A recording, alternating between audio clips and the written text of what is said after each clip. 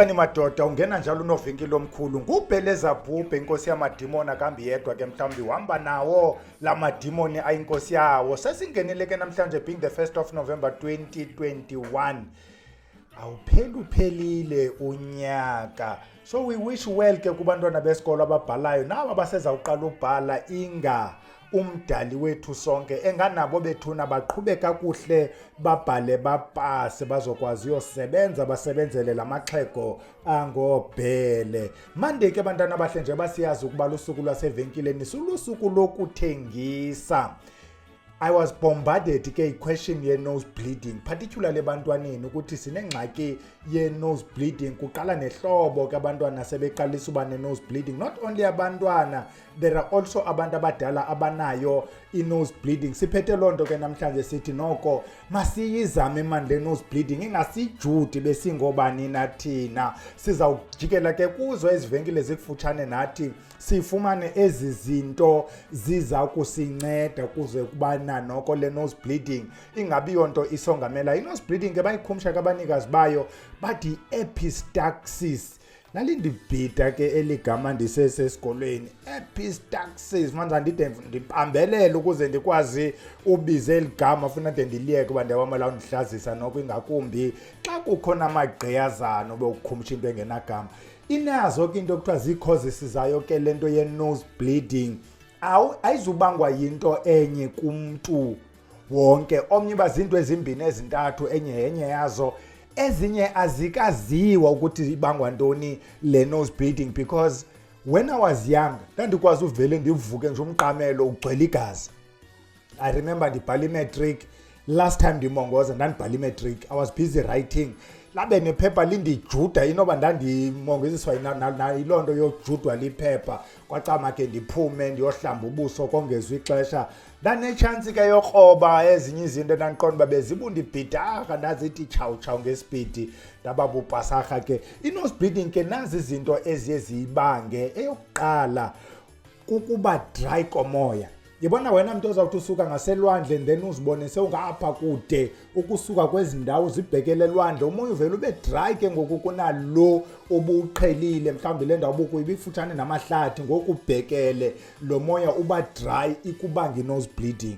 Yonke lento is not applying ukuthi sonke. Omnye ufika kuloo ndawo i-dry avela zityebele uqonda wonwatyiswe nangulo moya u-dry. Owesibini iba kwabanye abantu once uvula i-aircon imenza i-nose bleeding. Umoya nje lo ushushu beziweyo because kaloku you are reducing humidity kula moya awusekho moist ngoku u-dry and you are blowing it. Yiloo nto abantu abanye abayifuni into ekuthiwa yi-aircon nalapha ezimotweni. Unumber 3 i-upper respiratory problems ubuninzi bazo not zonke ubuninzi bazo kwabanye abantu ziyayenza i-nose bleeding because kaloku impumlo ine-blood vessels and ezi blood vessels empumlo are very sensitive for a reason. So ukuba une-infection uzamane ufinya umane uhlikihla impumlo yabona eza blood vessels they get compromised ke zizawuba ruptured uzawubleeda. Unumber 4 iyelelene kule nto ngigqibo ithetha ukudlala ngempumlo ukuphatha impumlo ukukikitya impumlo yabona le nto impumlo uyayipressa mntana omhle eza blood vessels ke ngoku zichaneke. Unumber 5 yi-injury. Mhlawumbi wena ukhe wagileke emanqindini kuba kaloku umoshile wagileke ezingqinibeni nasemadolweni abantu uzawubleeda ke kodwa noko leyo yi-nose bleeding ye-trauma because ungonjiwe uyayiqonda mohle ngxaki yakho ingakumbi uyabethwa wena ixesha elininzi nose bleeding. Unumber 6 uyayibona ke into ye-numbering ndinganoba ndikunumber bani kodwa niyabhala mos nina ndithi I think unumber 6 i-allergy. Bakhona abantu aba-allergic. Omnye allergic kwi-flowers, omnye allergic kwi-mat, omnye once efika nje kwabhele nose bleeding ndibona uba inoba la madimoni akhe amzama la madimoni andithi ndiyinkosi yawo. Unumber 7 ezi-nasal sprays. Yabona xa kuqala ilento i-winter manifumane eza nasal sprays because you've got blocked nose and so on. Some of them they irritate the blood vessels.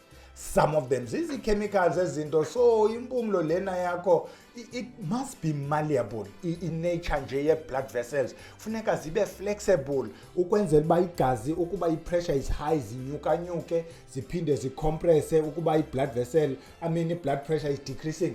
Ngoku ezi-chemicals zezi-nasal sprays ezinye zenza ezi-blood vessels zibe brittle. Yabona xa sesikhomsha izawubleeda ke impumlo. Unumber 8 ingakumbi abantwana umase abanyala amapetyu banyala i-10 cent apha ezimpumlweni, you are rupturing the blood vessels mntwana. Stop it. Unumber 10 ke andana unumber bani bethuna but ke yeah. Unumber 10 i-chemical irritants. Yabona omnye uzawuirritatewa yi-paint, omnye uzawuirritatewa, omnye uye kwezi salon afike kukho eza black like me zinukayo, omnye nje lo chemical yiyo.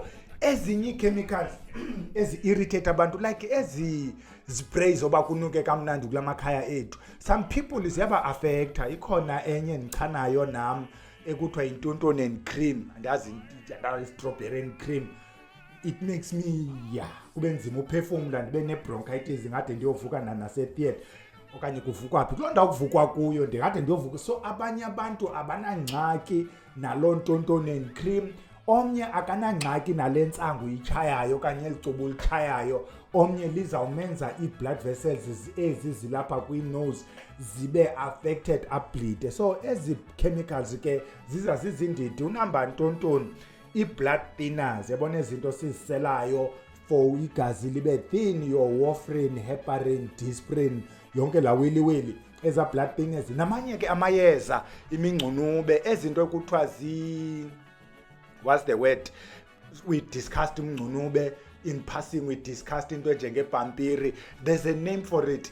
Ezi plants, ezi bugs that thins the blood, they've got one name, dilibele njengoku. So as a blood thinners, you must be careful xa uzithatha, because should kubekho nje an opening okanye the blood vessel kubekho nje a small rupture, you bleed like hell. Sidlule ke zi-causes ke zininzi mntanomhle, asizuzenza zizonke besenze eziphezulu. Xa siya kwi-treatment asizuyingena laa nto asesikolweni ubhale out of 10 marks ubhale pinch the nose face forward, yonke la asizuyenza. Kalo sisevenkileni namhlanje. That's why we're not even discussing science ye-epistaxis. How do you make sure ukuthi awubleedi nose bleeding? Because the nose bleeding is irritating, is scary, particularly umzali xa uzovuka unomntana umqamelo ogcwele igazi. You get so terrified ukuthi one day ndawuze ndivuke lo mntana ebhubhe ebleede waphela. Unumber 1 vitamin K. Yabona sobala uvitamin K kunumber 1, sibala uvitamin C kunumber 2. Let me fuse the two. Ezi vitamins akuthiwa xa ubleeda ngoku rams uvitamin K, vitamin C uzaba right. Zona zifuna ibe yinto kuyo xa uyazi une-problem ye-epistaxis. Umzekelo ivitamin K xa sirhamza amakhaphetshu, izipinatshi, go listen to Dr. Sebi when he's talking about ezi leafy greens. Akuxelele ukuthi ziya-alkalinize umzimba, they do so much. Ziyancedisa ke nalapha kwi-blood vessels. They make sure ukuthi blood vessels zakho ziba strong, azibi brittle. The wall, the inner lining ye-blood vessels is able to deal with the corrosion, yonke nje lanto ihambayo kwi-blood vessels and so on, iyancedisa. And ezi vitamin K, vitamin C, they also assist kwi-blood clotting. Yabona bethethe nge-thinners apha zincedisa uba igazi elimali clot ukwenzela uba noba kukho i-rupture kubekho le nto kuthiwa yi-collagen, kubekho oxaba. Yabona oxaba ufumanise baxabile apha emnyango ukuthi ungaphumi igazi. That is number 1 and number 2. Uvitamin C ke aphinda kuncedise nakwezi infections besithethile mos nge-upper respiratory infections, will prevent eza infections. Number 3 i-apple cider vinegar. Kulula nozenzela ke lento ungadanga wayoyithenga, kodwa ke because asenzi lonto namhlanje fumana le kuthiwa with the mother is not filtered. Uzafika inenhlenge apha ezantsi ngula mother ke andonoma ngumama nangesixhosa. That nhlenge xa inala nhlenge is not filtered, and uphinde uyifumane kuthiwa is not radiated.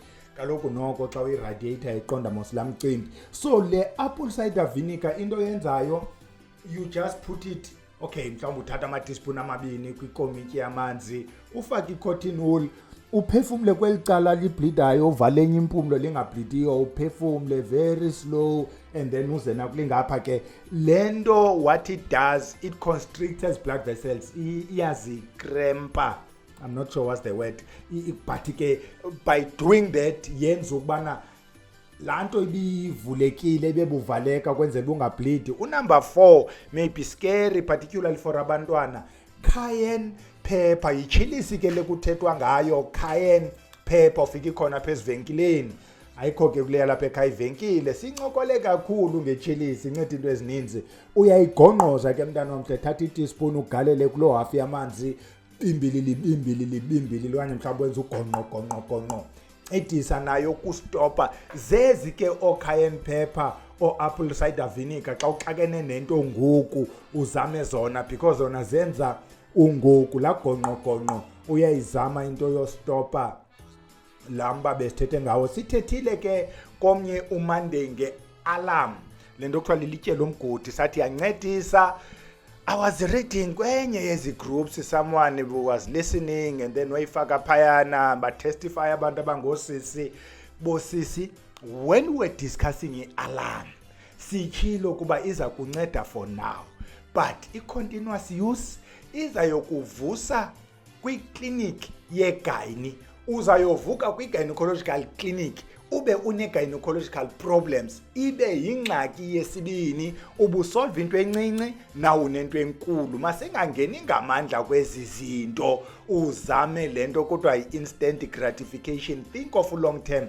Asikho kuloo nto ke, mamelela ke ukuba ithini into ya-alarm. Unumber 6 sithetha ngetswele, onion. Thatha itswele lakho gximfi, ugalela amanzi into engangekomityi, uthatha la manzi wenze lento kuthiwa i-onion juice. Thatha la manzi like we did with i-apple cider vinegar, unkxu i-cotton wool, and then uphefumle.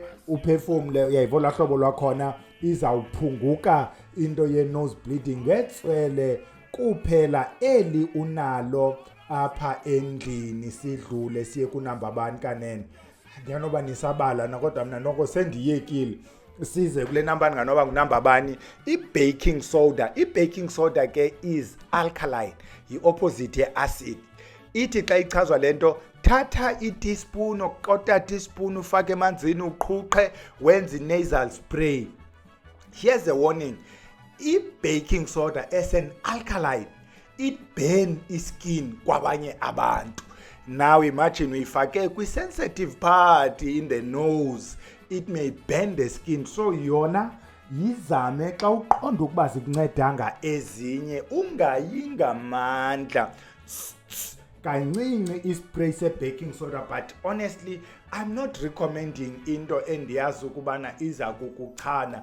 Masingene nematsweleni, because noko itswele lona ayishemi itswele labantu, okanye yogongquza la chilisi gongqo ubone uba uzuba right na. Sithi ke nje basivala ukuba kuthiwa lento incedisa i-blood vessel yasempumlweni, khawuyizame mana kwenye i-blood vessel, because i-blood vessel is blood vessel. It's only that iya ngokubana lena ikweyiphi indawo esensitive. Umzekelo, i-blood vessel esemehlweni, you don't wanna try ke ngetyiwa ezichilisi, uyayibona ke ngoku xa uzawufaka into emehlweni. So at least if indawo is not that sensitive, uya kancinci xa uyiqala lento, because you want to stop la bleeding. We've discussed the alarm, sathi bayizamile kwezinye ikona kwi-bleedings eziliqedlana, kwathi yakrempisa. Yabona abantu abangosisi baleqa lam krempo, kwakrempeka, but ke ngoku long term uyivile mosapho besibhalele khona. Nantso ke into yanamhlanje